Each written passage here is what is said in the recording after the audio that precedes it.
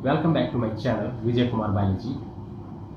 पिछले वीडियोस में हम लोगों ने सेल स्ट्रक्चर और फंक्शंस में मेटाबॉलिकली इनएक्टिव सेल इंक्लूजन्स को देखा था, जिसको हिंदी में कहते हैं उपापचयी निष्क्रिय पदार्थ। और आज की वीडियो में हम लोग न्यूक्लियस के विषय में देखेंगे।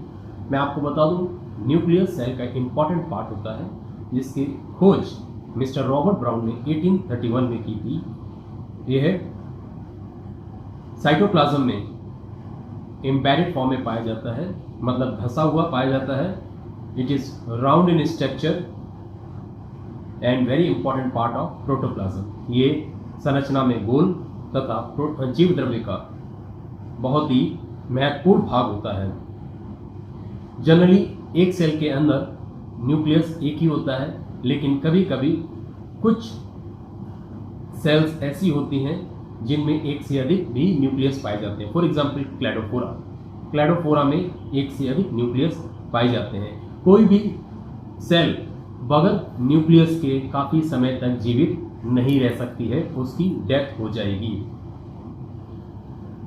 लोअर प्लांट्स की अगर हम बात करते हैं, जैसे कि बैक्टीरिया है, ब्लू ग्रीन एल्गी, इनमें न्यूक्लियस जो है वो नहीं पाया जाता है, लेकिन न्यूक्लियस की जगह क्रोमेटिन मटेरियल जो है वो सेल में पाए जाते हैं। न्यूक्लियस को कोई भी न्यूक्लियस कंप्लीट न्यूक्लियस तब कहलाता है जब इसके अंदर 4 इंपॉर्टेंट पार्ट्स पाए जाते हैं। आप कह सकते हैं nucleus is said to be a complete nucleus when it contains 4 parts. Number 1 nuclear membrane. इनको हम लोग अभी एक एक करके देखेंगे किस प्रकार के होते हैं। Nuclear membrane.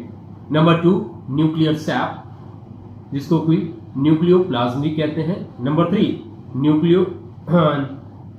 Nucleolus and number 4 chromatin threads. So इससे पहले इन 4 पार्ट्स को हम लोग डिस्कस करें, मैं आपको बता दूं कि न्यूक्लियस का केमिकल कंपोजिशन क्या होता है, इसका रासायनिक संगठन क्या होता है। न्यूक्लियस के अंदर प्रोटीन अप्रॉक्सीमेट 70% पाया जाता है, फॉस्फोलिपिड्स 3.5 पाया जाता है, डीएनए 10% पाया जाता है, आरएनए 2 से लेकर 3%, 2 to 3% होता है। So now let us discuss about nuclear membrane, the first part of nucleus. Nucleus के पहले भाग को हम लोग देखते हैं, ये किस प्रकार का होता है। सो nucleus is surrounded by nuclear membrane. It is double layered in structure made up of lipoprotein. अब जब लिपोप्रोटीन की बात करते हैं तो लिपोप्रोटीन का मतलब होता है लिपिड और प्रोटीन। लिपिड प्लस प्रोटीन को एक साथ कहते हैं लिपोप्रोटीन। ये लिपोप्रोटीन की बनी हुई न्यूक्लियर मेम्ब्रेन होती है, जो न्यूक्लियस के चारों ओर होती है, और ये 2 परतों की बनी होती है। इसको आप लोग याद रखिएगा।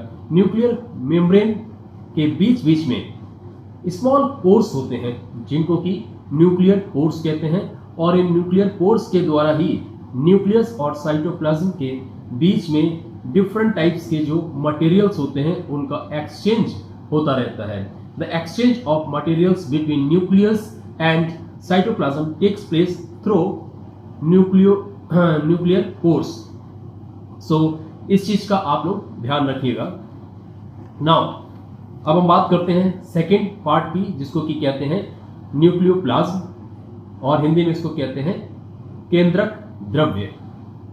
सो ये हिंदी में अपने आप में मीनिंग दे रहा है केंद्रक द्रव्य। ये कैसा होगा? ये लिक्विड फॉर्म में होगा, द्रव्य के फॉर्म में होगा। So it is liquid like structure, और ये इसमें न्यूक्लियोलस जो होता है वो एम्बेडेड होता है, मतलब केंद्रिका जो होती है वो धसी हुई पाई जाती है। It is made up of protein, और इसमें एंजाइम्स भी होते हैं, आरएनए भी पाया जाता है, और राइबोसोम्स भी होते हैं। इसके अलावा इसमें डार्क कलर देने के लिए क्रोमेटिन थ्रेड्स भी पाए जाते हैं। सो इस तरीके से हमारा ये सेकंड पार्ट कंप्लीट हुआ। नेक्स्ट पार्ट जो है वो न्यूक्लियोलस, जिसको हिंदी में कहते हैं केंद्रिका। न्यूक्लियस के अंदर एक स्मॉल बॉल लाइक स्ट्रक्चर होता है जिसे न्यूक्लियोलस कहते हैं। न्यूक्लियस के अंदर एक छोटा गेंद के समान संरचना होती है जिसको कि केंद्रिका कहते हैं। इसकी खोज 1781 में मिस्टर फोंटाना ने की थी और न्यूक्लियोलस नाम जो दिया था वो मिस्टर बोमेन ने 1840 में दिया था। इस चीज को याद रखिएगा। डिस्कवरी की थी मिस्टर फोंटाना ने 1781 में और नाम दिया था न्यूक्लियोलस मिस्टर बोमेन ने 1840 में। कभी कभी एक न्यूक्लियस में एक ही न्यूक्लियोलस पाया जाता है, लेकिन कभी कभी एक न्यूक्लियस के अंदर न्यूक्लियोलस की जो नंबर होता है वो एक से ज्यादा होता है। फॉर एग्जाम्पल ऑनियन सेल, प्याज की सेल में जो न्यूक्लियस होता है उसके अंदर न्यूक्लियोलस 4 पाए जाते हैं। न्यूक्लियोलस में 10% आरएनए, 85% प्रोटीन और 5% डीएनए पाया जाता है। न्यूक्लियस के चारों ओर न्यूक्लियर मेम्ब्रेन होती है, लेकिन न्यूक्लियोलस के चारों ओर किसी भी प्रकार की कोई मेम्ब्रेन नहीं होती है। सो इस चीज का याद रखिएगा। नाउ जो हमारा फोर्थ पार्ट है दैट इज क्रोमैटिन थ्रेड्स, इसको भी हम लोग जल्दी से देख लेते हैं। क्रोमैटिन थ्रेड्स क्या होते हैं?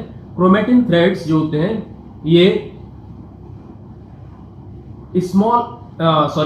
Chromatin threads are long thin threads और ये नेट की तरह होता है।